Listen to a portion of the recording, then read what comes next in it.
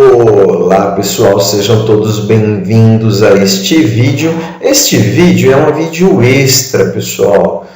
Na parte da descrição e especificação de algoritmo, foi dito sobre a possibilidade de nós especificarmos algoritmos de forma visual, usando os recursos de um diagrama que ele se chama fluxograma. Esse vídeo ele não é, digamos, obrigatório que você assista, porque ele é só um plus, né? Ele é um adendo, um recurso a mais, caso você se interesse por fluxograma, você vai se interessar em fazer a especificação do algoritmo de forma visual, ao invés de usar um pseudocódigo, por exemplo, então é interessante dar uma olhadinha. Bom, o fluxograma, eu não vou entrar na história do fluxograma, mas fica esse slide aqui de registro, né? Ele surgiu lá na parte industrial e não tinha exatamente esses mesmos símbolos que nós temos agora. Depois ele passou para outras áreas, né? E entrou na área de processos, que chegou até a área da informática, tá certo?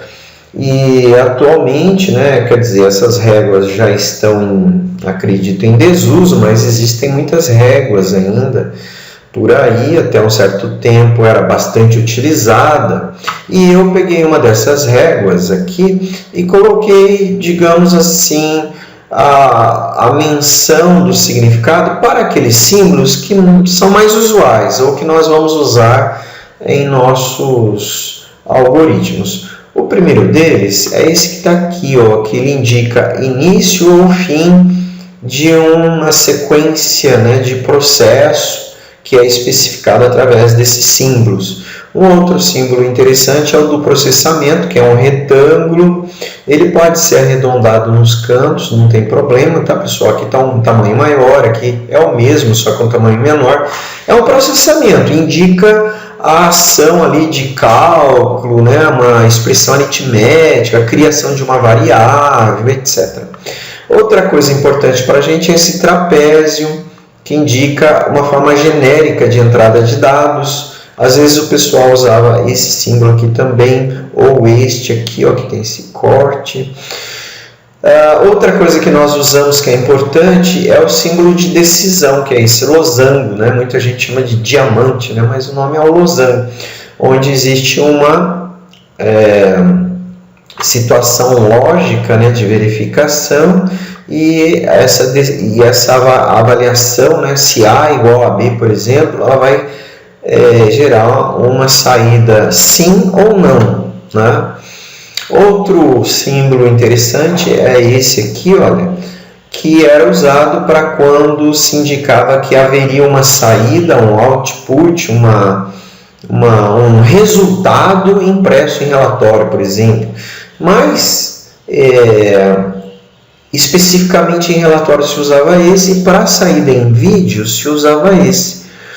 Mais recentemente, com os recursos atuais, a gente tanto pode soltar, né, uma saída em vídeo ou relatório, e às vezes a gente acaba usando o mesmo símbolo só para dizer que é saída. Então pode ser tanto esse quanto esse aqui, olha. E aí existem outros símbolos que já são mais específicos para algumas situações. Os principais são esses, que são basicamente o que nós iremos estar utilizando. Maravilha? Acontece que a área de TI, né, ela evoluiu, e esses símbolos que estavam em réguas fisicamente, que se colocava em cima do papel, né, saiu de cena e deu origem a softwares. Hoje existem diversos, olha, tem uma penca, né, é só procurar aí, tem sites e mais sites que você pode entrar lá e fazer diagramas usando os símbolos do fluxograma. Nós vamos escolher um, não é o melhor, não é o mais bonito, não é o mais nada, é uma escolha só, e para que a gente possa trabalhar, né, e Vou mostrar rapidamente como funciona, existe uma certa facilidade de uso. E caso ocorra a inexistência futura, né, desse software que foi escolhido ao acaso, pode ser usado qualquer outro, ou se quiser comprar régua e fazer no papel também, não tem problema nenhum, tá certo? Então, o fato de eu ter escolhido esse site aqui não quer dizer que ele é o melhor, é o mais rápido, ou mais fácil, ou mais isso, ou mais aquilo. Foi uma escolha, existem tantos, né? Então, eu vou entrar no navegador aqui e vou acessar para a gente ver rapidamente, é muito simples, ó. Ele está me redirecionando aqui porque houve já uma troca para um novo nome. E o que vai acontecer é que ele vai dizer aqui para mim, ó, você vai criar um diagrama novo, vai abrir algum que já existe, né? Pode ser que eu vá dar continuidade a algum que eu já estava fazendo. No caso, eu vou usar aqui, ó, criar um diagrama novo. Aí ele me pergunta se eu tenho um tipo, um nome aqui, né? Porque na verdade esse site ele fornece inúmeros tipos de diagramas aqui a serem feitos, tá, pessoal? Eu vou escolher qualquer opção aqui, porque na verdade ele traz até um exemplo, mas eu vou apagar tudo para começar do zero. Ó. Escolher aqui diagrama sem nome nenhum, né? Ele abre aqui para que eu forneça um nome, eu vou colocar exemplo e vou jogar aqui nos meus documentos, ó, para ele armazenar aqui tudo que eu for fazer, né? Ele armazena um XML com o meu desenho e tal. Então ele entra aqui numa área de desenho, já traz aqui uns exemplos. Eu vou marcar tudo isso daqui e excluir, eu vou dar um del, porque eu quero começar do zero. E aqui eu quero mostrar para vocês o seguinte, olha, tem aqui esse geral, diversos, avançado, diagrama. Eu vou clicar em diagrama.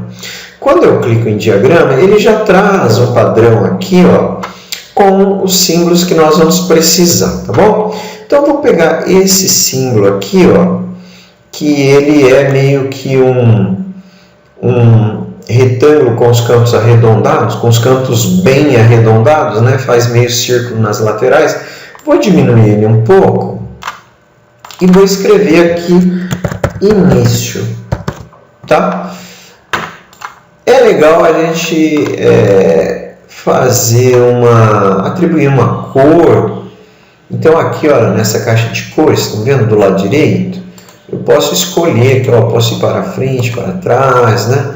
E vou escolher uma cor aqui, olha, início. Eu sei que esse mesmo símbolo eu uso para o fim, então eu vou copiar e colar, já vou gerar uma cópia dele aqui e escrever fim. Em algum momento eu vou usar, vou deixar ele aqui de lado. Vou imaginar alguma coisa, tá, pessoal? Só para a gente ter alguma coisa assim a mais adequada para demonstrar, né, o uso desses elementos. Eu vou pegar esse trapézio que ele indica a entrada de dados e vou colocar aqui para ele obter um conteúdo que vai ficar armazenado numa variável que eu vou chamar de A. Tá bom? Esse símbolo, então, indica uma entrada de dados, tá? E vou jogar uma corzinha aqui nele, ó. Eu sei que eu vou pegar uma outra variável logo após, então eu já vou colocar B aqui. Então, o que está acontecendo? Eu estou colocando símbolos que representam uma ação, no caso do trapézio, é para aguardar a digitação de algum conteúdo. E existe as setas, que são a sequência com que essas coisas devem ser realizadas. Então, o início começa aqui obtendo o conteúdo para a variável A e depois eu vou obter um conteúdo para a variável B. Depois, então, pessoal, vou pegar esse quadrado, que por enquanto ele é quadrado, mas eu vou tornar ele um retângulo, tá? E vou diminuir um pouquinho aqui, olha. E esse retângulo, ele com os cantos arredondados, pode ou não ter os cantos arredondados, ele indica que é um processamento de dados, né? Eu vou fazer alguma coisa, é um processo que está acontecendo aí, e eu vou colocar uma cor nele aqui e vou escrever o que está acontecendo. Eu vou dizer que C é uma variável, recebe o conteúdo de A mais B. Então ele está fazendo um processamento, tá vendo? Aí, olha, eu venho aqui, ele aparece quando eu vou de cima para baixo, ele entende esse caminho e joga uma sugestão de seta. Eu posso clicar na seta para ele já jogar a seta ali, ó. Mas eu vou marcar essa seta e vou deletar ela, porque eu também posso vir aqui, ó, e nessa bolinha clicar e manter clicado e arrastar até aqui embaixo. É a mesma coisa, tá bom? E depois é uma outra coisa que a gente usa bastante também, vocês vão ver, são decisões, ó, isso é o símbolo de uma decisão. Uma decisão é um momento que algo será avaliado e dessa avaliação vai sair um sim ou não. Por exemplo, eu vou colocar aqui uma especificação, tipo assim, se é maior que 100, é uma decisão que vai ser tomada a partir da avaliação dessa situação que foi colocada. Se o C for maior que 0, se sim, então eu vou colocar esse outro símbolo aqui, ó, pessoal, que é para mostrar em algum lugar. Eu vou mandar mostrar uma mensagem maior que 0, por exemplo. Então, olha, eu vou puxar aqui uma setinha que é para vir para cá. Agora eu tenho que dizer o seguinte, deixa eu só pegar aqui, ó, colocar uma cor, estou esquecendo, né, de colocar a cor. Colocar uma cor aqui bem chamativa, sei lá, ou nem tanto, né? Vou colocar aqui um marrom, não tem marrom aí. Vou copiar isso daqui, porque aqui vai ter uma outra, vai ter uma outra situação, né? Se o C é maior que 0, agora aqui eu vou colocar outra mensagem, menos C é menor que 0, tá? Então tá. Aqui eu também posso colocar uma cor diferente, né, que eu coloquei até agora. Tá. E aí é o seguinte, o processamento ele vai sair daqui e vai vir aqui desse lado. Então ele faz isso, aí ele vem para cá. Poderia colocar aqui em cima também, não tem problema. Aí tem uma decisão, ele vai pegar a variável C e verificar. C é maior que 100? Aí ele vai verificar. Se for maior, a resposta a isso vai ser sim. Então, veja, eu estou com o cursor aqui, eu vou dar um duplo clique nessa área que não tem nada, ó, e vou escolher, ao invés de escolher um desses símbolos, eu vou escolher um texto. E aqui eu vou dar um duplo clique e dizer que sim. Se sim, ele vai seguir essa seta. E aqui eu vou fazer a mesma coisa, dar um duplo clique e escolher texto. E aqui eu vou escrever não. Então esse não eu vou colocar aqui, próximo da seta. O que eu estou mostrando aqui? Que vai haver uma decisão baseada na avaliação dessa situação condicional. Se é maior que 100, se sim, ele vem para cá. Se não, ele vem para cá. É isso. E aí, pessoal, o meu processo que eu estou desenhando aqui passo a passo era só para pegar dois números, fazer a soma e verificar se é maior que 0, tá? Então, o que eu vou fazer agora? Eu vou... eu ponho em cima do desenho, tá vendo? Tá vendo? Ó, desço, aí a uma hora aparece essa seta, ó, tá vendo? Opa, cadê a seta? Seta. Ele não tá querendo agora me mostrar essa seta aí, né? Mas não tem problema, eu vou pegar uma outra seta lá. Então eu posso vir aqui desse lado para chegar no fim, ou eu posso também vir aqui, ó, né, junto com essa, e depois eu vou dar uma descida aqui, ó, tá? E então veio para cá, mostrou maior que zero, aí ele segue o caminho dele, vem para cá, tá? E então ele vai mostrar uma dessas duas mensagens e aí encerra esse processo. Então, isto é um exemplo de um processo que eu fiz exemplo, onde nós pegamos duas variáveis, alguém vai digitar o valor, pode ser que a pessoa digite 0 e 0 aqui, eu somo, vai ser armazenado em C, vai ser a variável, olha, não sei se está muito pequenininho não, mas aqui a expressão é C igual a mais B, né?